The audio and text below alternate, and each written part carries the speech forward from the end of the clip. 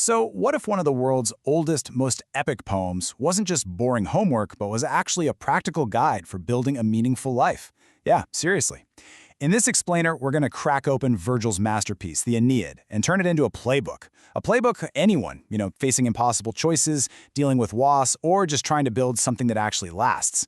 Let's dive into this ancient guide to modern-day resilience. Okay, I want you to imagine something. Your world is literally burning. Your home, your city, everything you have ever known, just gone. Turned to ash. You've lost friends, family, your entire way of life. This is where the story kicks off. Not with some hero on a pedestal, no, but with a refugee running from the flames. And then, right there, in that moment of absolute chaos and grief, a god shows up and gives you an impossible task. Go found a new civilization.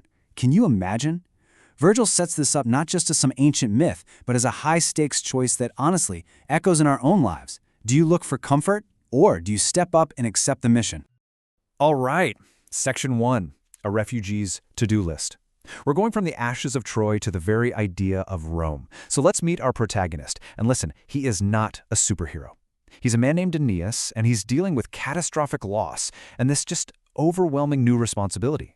His entire journey is going to define that choice between what we want and what we're called to do. So who was this Aeneas? Well, he's juggling three core identities all at once. First, he's a refugee. His city, Troy, has been completely destroyed. Second, he's a father. He's literally carrying his own father Anchises on his back while leading his young son Ascanius. And third, on top of all of that, he's a founder. He's been tasked by fate itself to establish the civilization that would one day become Rome. I mean, talk about pressure. These competing roles, they are the central conflict of the entire epic. All right, Section 2, the impossible choice. This is all about why the right path is so often the hardest one. And that conflict we just talked about, it brings us right to the core tension of the entire poem. This is where this ancient story suddenly becomes a mirror for our own modern lives, That constant battle between balancing love in your career, personal happiness, and long-term ambition. It's all in here. So here it is, the core tension, laid bare. On one side, you've got desire. This is the heart shelter. After all that horror, Aeneas finds safety, comfort, and real love with Queen Dido in Carthage. It's a chance to finally heal, to build a life, to just be happy. But on the other side, you've got duty, the future city. It's this relentless, divine mission to sail to Italy and build a legacy for generations he will never even meet. That's the impossible choice. Seriously, put yourself in his shoes. What would you do? And this really gets to the central thesis of the entire poem. Here it is. Duty beats dopamine when building anything that lasts. The idea is that while that short-term comfort, that quick hit of dopamine is so tempting, real, lasting meaning, that comes from fulfilling our obligations. It comes from choosing the harder path, the path of duty. Okay, Section 3, 3 leaders, 3 fates. This is all about how character really does shape destiny. To get a handle on this choice, let's look at the 3 central leaders in this story. But let's not think of them just as characters in a poem, but as archetypes, as examples of how our inner drives can literally shape our fates. And man, what a journey Aeneas goes on. It is immense. First, Troy falls. He barely escapes the burning city, losing his wife but saving his family. Then it's Carthage and Dido. He finds love, a place to rest, but he's forced to leave to chase his destiny. Then he goes to the underworld. He literally visits his father's spirit and gets a vision of Rome's future glory. And finally, war in Italy. He arrives at his destination only to face this brutal, bloody war for the land. So with that map in mind, let's look at the leaders at the center of it all. So first up, we have our founder, Aeneas.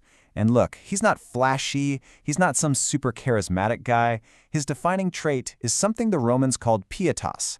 It's this profound sense of duty. Duty to his gods, to his family, and to the future city he has to build. He's that steady leader, the one who keeps his promises, even when it's personally devastating. He's all about consistency under pressure. Next, we have the queen, Dido. And make no mistake, she is a brilliant builder in her own right. She's also a refugee who founded the incredible city of Carthage. Her driving force is amor, love, a powerful, all-consuming love that offers both her and Aeneas a real salvation from all their trauma. But when Aeneas' duty calls him away, her entire world just shatters. It's absolutely tragic. And finally, there's the rival, Turnus. He's driven by furor. Think of it as a mix of heroic glory, rage, and just pure pride. He's the charismatic warrior, right? He's fighting for his people, for his land. He's magnetic. But his vision is totally limited to the here and now. And that reactive, hot-headed pride, well, it ultimately leads to his downfall. Okay, Section 4, a blueprint for builders. Let's look at the structure behind the story. So, how did Virgil pull this off?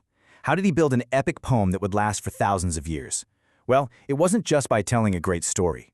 He literally engineered a blueprint, a foundational text designed from the ground up to define an entire empire. He was super smart about it. Virgil consciously built his epic right on top of the classics, on the shoulders of the great Greek poet Homer. The Aeneid is basically structured like a brilliant two-for-one deal. The first 6 books, that's his version of the Odyssey. It's all about Aeneas's long wandering journey. The last 6 books, that's his Iliad, a brutal, epic story of war. And this was genius because it perfectly illustrated Rome's vision of itself. Yeah, we're inheriting Greek culture, but we're forging our own, tougher, more focused destiny. But here's a wild little fact. The poem itself is proof that duty sometimes has to beat perfection. Get this, Virgil actually died before he could finish his final edits, leaving 58 lines totally unfinished. On his deathbed, he ordered the whole thing to be burned, but the emperor, Augustus, basically said no way, overruled him, and had it published anyway. It's kind of like the world's first ship it moment, and thank goodness for it, because it gave us one of the cornerstones of Western literature. When you boil it all down, the poem is about a single generational mission. Anchises, Aeneas' father, who he carries from Troy, he represents the past, all the memories, the traditions, the values you have to carry forward. Then you have Ascanius, his son. He is the future. He's the whole reason for all the struggle and all the sacrifice. And Aeneas? He's the present. He is the crucial bridge between them, carrying the weight of the past on his shoulders to build a foundation for the future. Section 5. Your duty list today. Let's apply this ancient playbook to your modern life.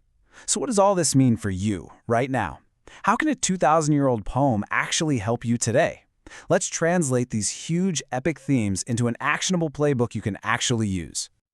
Okay, here's a simple 3-step framework for any builder out there. Step 1, define your duty. Just like Aeneas literally carried his past and led his future, you need to identify your non-negotiables.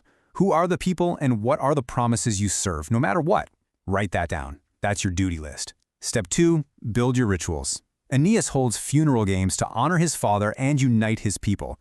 So what are the meaningful, repetitive actions, like a weekly family dinner or a daily team check-in, that you can create to build culture and resilience? And step 3, design for mercy. Aeneas has to decide the fate of his defeated rival. We all face moments of victory, big or small. When you win an argument or close the deal, leaving a little room for the other person's dignity isn't weakness. It's actually strategic foresight. It prevents the next conflict before it even starts. And that brings us to the final question, and the poem's complicated, kind of haunting end. After victory, is it justice or is it vengeance? See, after Aeneas defeats Turnus in their final duel, he's about to show mercy, but then he sees that Turnus is wearing the belt of a young friend he killed. Aeneas is just overcome with rage, with furor, and he kills him. And the epic ends, right there, abruptly. It forces us, the readers, to ask, was that justice for his fallen friend, or was it pure vengeance? It's a question every leader, every person with power, eventually has to face. And the poem, so wisely, refuses to give us an easy answer.